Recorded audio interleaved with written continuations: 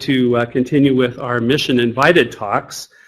The first talk is going to be given by David Iron from the UK, who has started a rather interesting mission that a handful of us knew about in secret for a while before it was announced last November. I suspect for those who are seeking opportunities for landed instruments, you might be particularly interested in his talk. So, David. Thank you, Greg. Okay, thanks. Oops. There we go. Yes, I'm David Iron. I'm the founder of this mission, Lunar Mission 1. I'm very pleased to be here talking to you today. I hope that some of you here will be taking part in this mission over the next 10 years as we develop the project, and indeed thereafter. In summary, what we're going to do is go to the moon, unmanned spacecraft, robotic, go to the South Pole. We land and we drill. We drill deep, much deeper than ever before, for science. And we do science of the moon, on the moon, and from the moon. And it's on the moon, predominantly, that we're looking to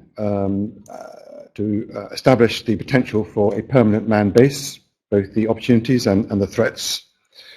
But what's intriguing about it is that with the borehole that we've drilled, we'll put down a time capsule, a record of life on Earth that could survive a very, very long time. We're expecting a very large number of people to get involved in this project, well beyond the traditional space sector, well beyond the normal STEM interests. We're going to be crowdfunding all the way through. In effect, it is a huge crowdfunding project. And we're going to be we're starting to plan a worldwide global education program that will reach a very large number of people. We launched, as Greg said, last November at the Royal Society in London, raised $1 million just to get us going, and we'll be continuing a campaign for more money in the coming weeks. Although it seems to be slightly out of the blue, we are very much part of the global exploration strategy with its roadmap. There's lots going on, as people know, in space exploration in the last few years. Things have taken on a new pace, but we've still got problems with the space agencies, NASA, UK Space Agency, likewise, many others.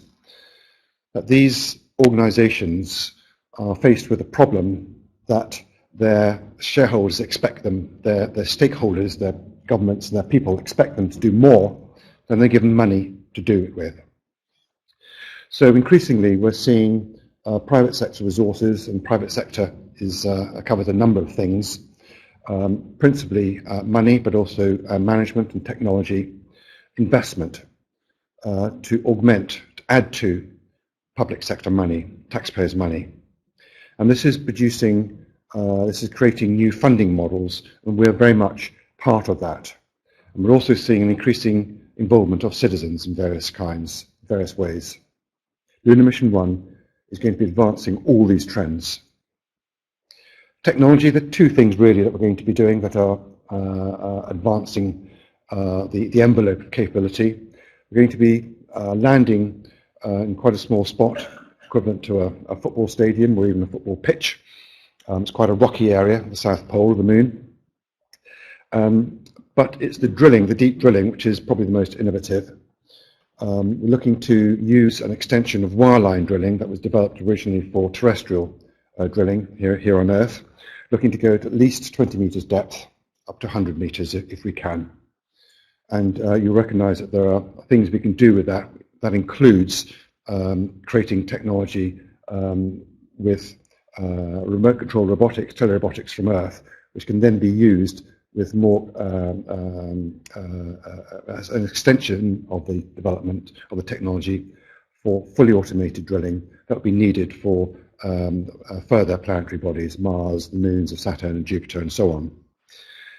It's not going to be done by a space agency. We're expecting at least one space agency to be involved, but the management of it will be done by commercial collaboration, probably a major international aerospace company handling the program management, setting off the contracts as required. They'll oversee technology development that we need, especially for the drilling, and it will include the operations as well. And they can expect some spin-out technologies as a result. The landing sites, here are 12 listed that were investigated or pointed to by European Space Agency. We're going to have to revisit these sites because the criteria we need to apply extends more to just things like line of sight or to the sun for energy, line of sight to the Earth for communications, and of course for hazard avoidance, ease of landing and the navigation.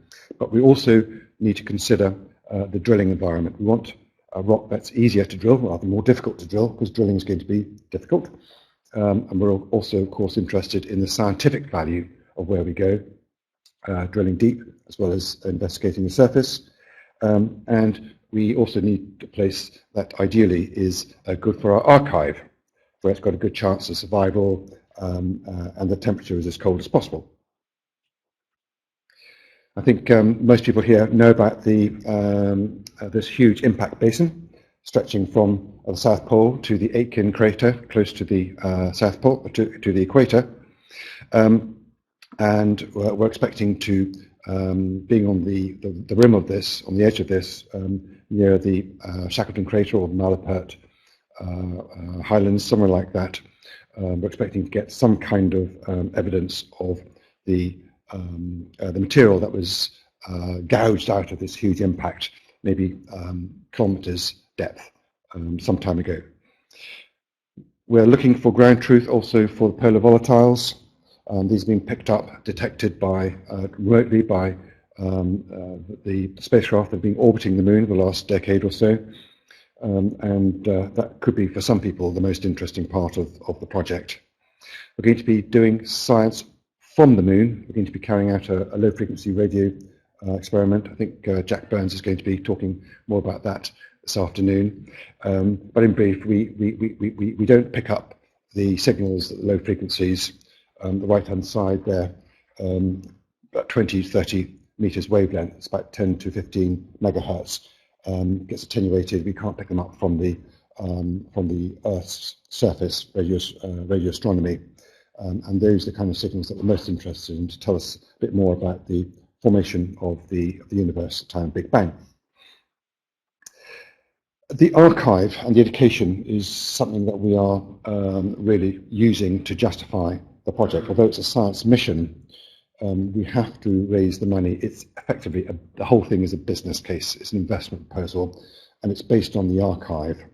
We're going to create a digital record of life on Earth, human history, civilization, the biosphere, a scientific database of species, and it'll be collected, all put together with a mix of professional databases and large numbers of people, especially school kids, taking part.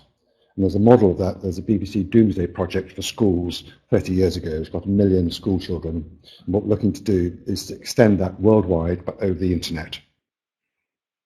And we should see a very large-scale, epic record of life on Earth, which is going to be of educational and research value in its own right, as well as being placed deep down in the moon for some imaginary discovery.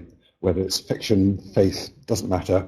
It's very imaginative thing to do, and it gets people to think about it. What we're doing is extending the concept of interest, people getting involved, some of them not paying, just contributing, others paying to be part of this, with a private archive, to put a bit of themselves, their own information, and their own DNA with a single strand of hair. And our market research tells us we're looking at about 10 million people who spend hundreds of dollars, and 10 million strands of hair. It's about the size and weight of a bag of flour. It's tiny. And that is the essence of our business case. Billion year survival, could do. It's very cold, looking potentially about minus 150. No tectonic plate movements that I think we're aware of. Very low magnetic field. Moonquakes are small, basically inert chemically. No atmosphere, no fluids, no liquids. Phenomenal characteristics for preservation. And we're going to be using it. And the schools program is something that we'll be piloting over the next 3 years to set it up. Most people will not be doing this for space, they'll be doing it for themselves. Private funding, public authority. This is a form of public-private partnership. That's my job. My day job is putting together things that work for both public and private sectors, various ways. And we're looking for private sector to do the funding, most of the individuals here. We've got already some people helping us out, those who want to get involved in at this very early stage, but the main marketing campaign will not start for about another 4 or 5 years. And we're expecting people to spend, the economically valuable ones are going to be spending somewhere between $50 and $500, but people can pay for as little as $1 if they wanted to. If they want to spend thousands of dollars, they can do that too.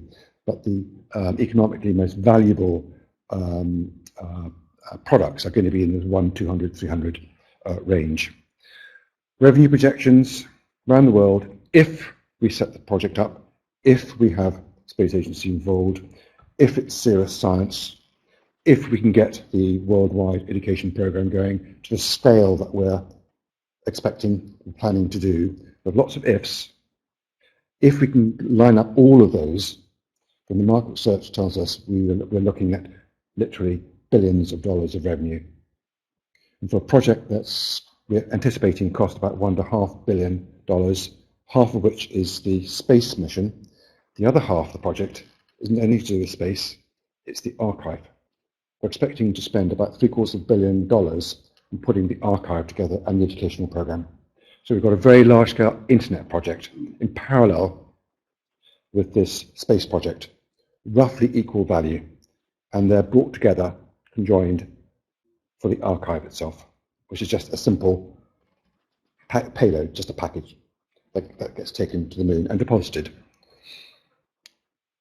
And all the surplus goes to a trust, a non-profit, it's a charity, and will be spent on future space science and exploration. And if our market research is anywhere near right, then we will have a substantial surplus which will go towards further space sporting financially, further space science and exploration missions.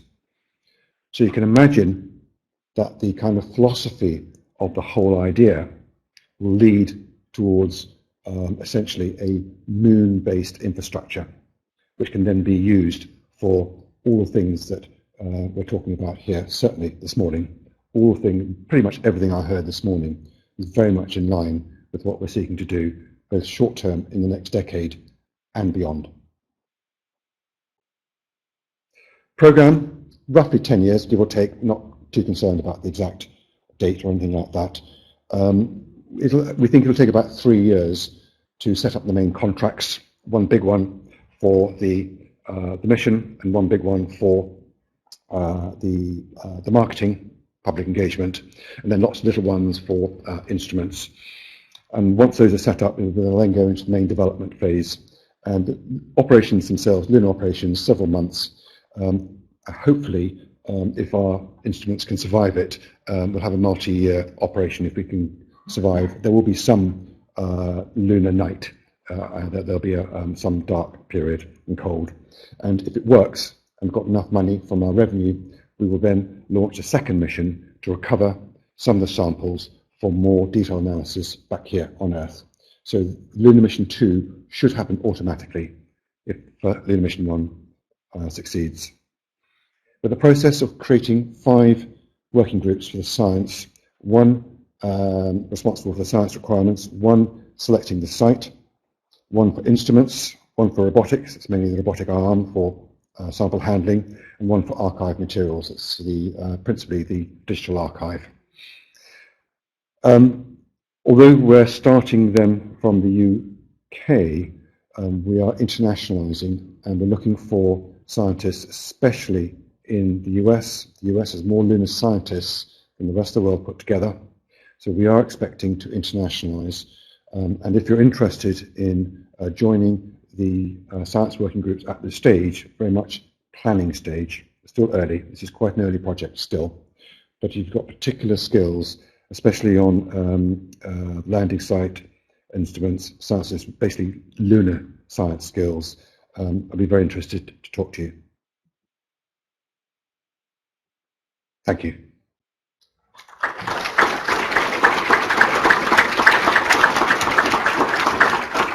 Thanks very much, David. I would expect that there will be some questions. We have a handful of minutes for some questions. So please, please go to the microphone and identify yourself.